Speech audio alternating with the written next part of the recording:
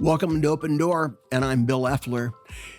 Since we've been together in these last several weeks, you've been introduced to some principles on the resilient life. You also saw an interview with a friend of mine on the changing financial landscape of the United States. And if you haven't seen that segment, I would encourage you to check it out. Today we're going to be talking about one single word, no interview. I'm it.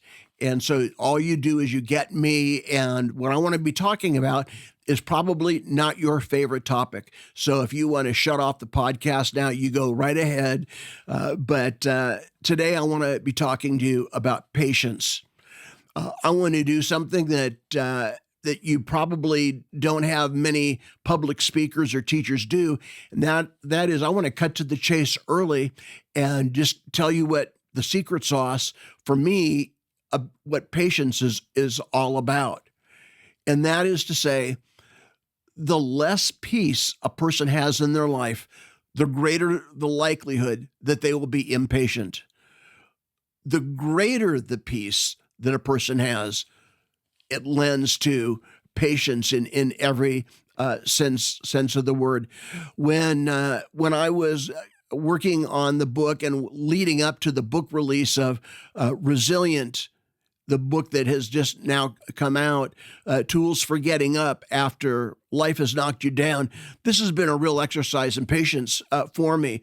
I've had it to count to 100 many times. In fact, one of my friends who I know cares for me a lot, she has a very snarky sense of humor.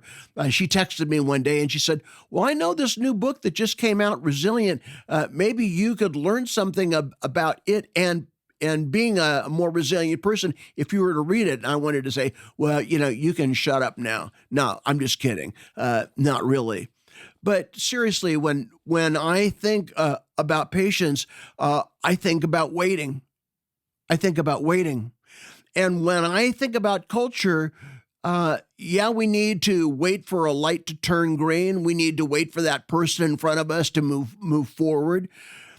But the other thing that I was thinking about as far as waiting goes is there's another whole side of our culture that doesn't need to be patient at all. We can say, hey, Siri, what is 276 divided by 3? And if you don't like Siri, you can go to another female and ask Alexa, hey, I'd like to hear my favorite 1980s songs. And all of a sudden, Alexa has pulled up all of those songs for you. There's virtually no waiting. But when I think about patience and what works against patience, one of the things that I've thought about as I prepared for this podcast is that the impatient person is all about control. They want to have things their way. And I would invite you to think about that for just a moment. Those times in your life, maybe it's a recent experience where you became impatient. And one of the things that I would offer to you to consider is that what were you trying to control? I just was having this conversation just last night with Kristen. Many of you know that she's had an accident recently. She's in a wheelchair now. She has a fractured shin. Life is very different for us. We are functioning life at a much slower pace. I'm truly learning new levels of patience. About a year and a half ago now, I had another experience with a person. When I think about people that are impatient, when I think about people that are trying to vie for control, this experience came to me. It had to do with an unmet expectation. I was not the person who was in the wrong. They were. But the reality is that this person went ballistic. They went postal on me. And as I was driving home after an afternoon of counseling appointments, still chewing on this eruption of emotion, I really felt like God spoke to me and said, now, do you want to continue to chew on that junk? or would you rather have my peace? And this is where I come up with the idea that the greater peace a person has in their life, the greater possibility they have to be patient in every sense of the word. I want to identify for you, and again, I've been thinking about this and reading on it quite a bit, the core of impatience. And I landed on two ideas. I'm not going to go into any detail, but one of those ideas about impatience is that need for instant gratification. I've got to have it right now. Another one of these ideas has to do with entitlement thinking. That is to say, you owe me something. And when we have either one of those things in play in our lives, we tend to be much more impatient people. Now, I was so fascinated by an article that I read. I want to pass this on to you. And it had to do about the role of impatience and social media. Now, here we are, we're on a podcast, which is an expression of social media. But this article went on to say that many people use social media as a means to vent their own opinions. They use social media to challenge and to criticize and critique other people. This same article went on to say, is so fascinating to me, and I fall into this age category. They said that senior citizens who are on the internet are on Facebook minimally 4 hours a day as their primary means of social connection. And I thought, man, how sad that is. During this Lenten season that we're in right now, I've decided that I'm going to fast from social media from sundown to sunrise. Now, I've broken that fast a couple times, as some of you would be quick to remind me. But in the main, once the sun goes down, I don't want to be connected with the social media, at all. So when I'm thinking further about impatience, I'm thinking about three other ideas that I'd bring to your attention. We've talked about instant gratification. We've talked about entitlement thinking. But there are three specific examples where people tend to be impatient, and here they are. The first area of impatience is personal in nature. That is to say, you have somebody in your life that tests you. You can't avoid them. It could be a spouse. It could be a child. It could be a parent or grandparent or a colleague at work. But that personal experience, that personal element or aspect of your life causes you to be impatient.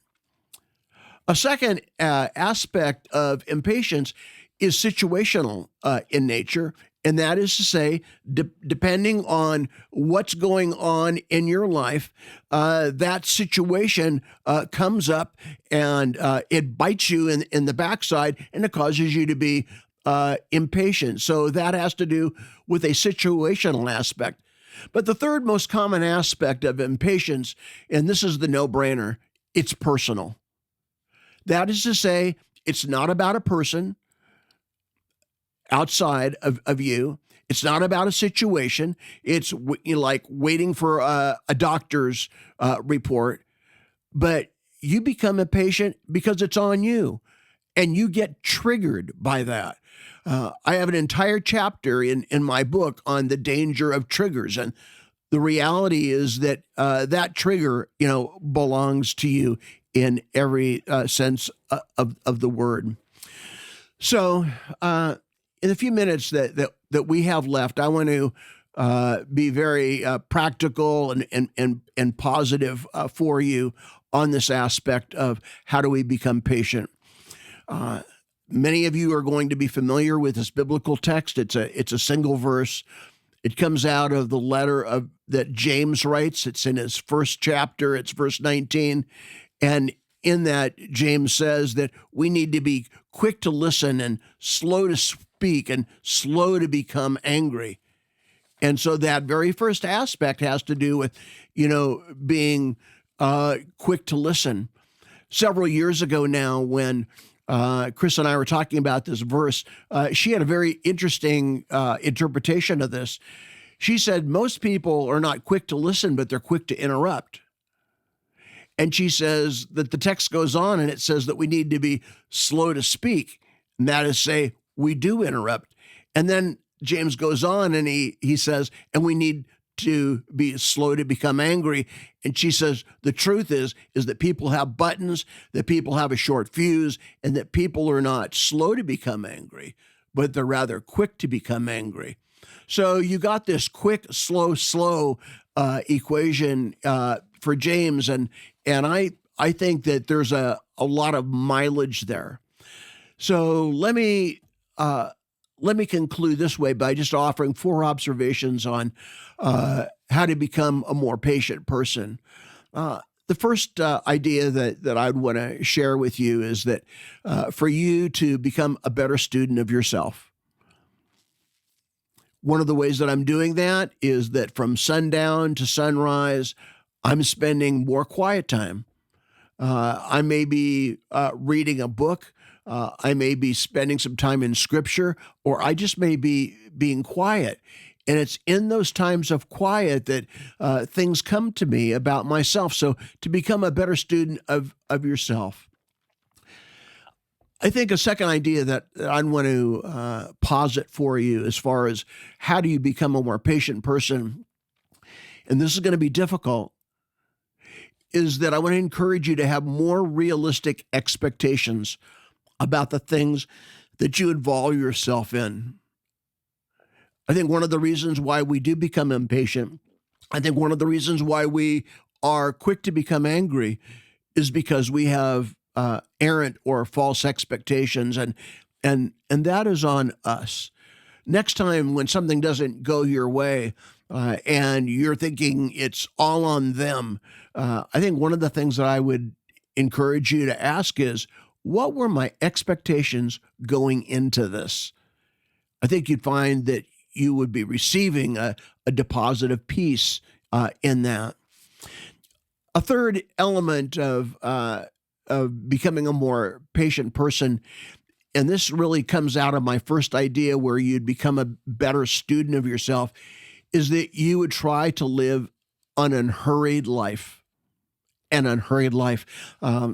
Our pastor had a sermon series not long ago regarding this, and he made the comment that the unhurried life has nothing to do with having less things on your to-do list. But the unhurried life begins with the gray matter between your ears. I was very challenged by that. I mean, I'm male. I'm a type A. I'm a fixer. At 69, some people say I should be fully retired, but the reality is that my life is not slowing down. In many ways, it's speeding up, particularly with the release of the new book. And then the last idea that I want to share with you is a hard one regarding developing patience in your life. And I've already said to you that greater peace, greater patience. Less peace, the greater the likelihood for impatience. And my last idea is really James's third idea, and that is to say, be slow to get angry. And I would invite you to take a look at your own anger meter in your own life.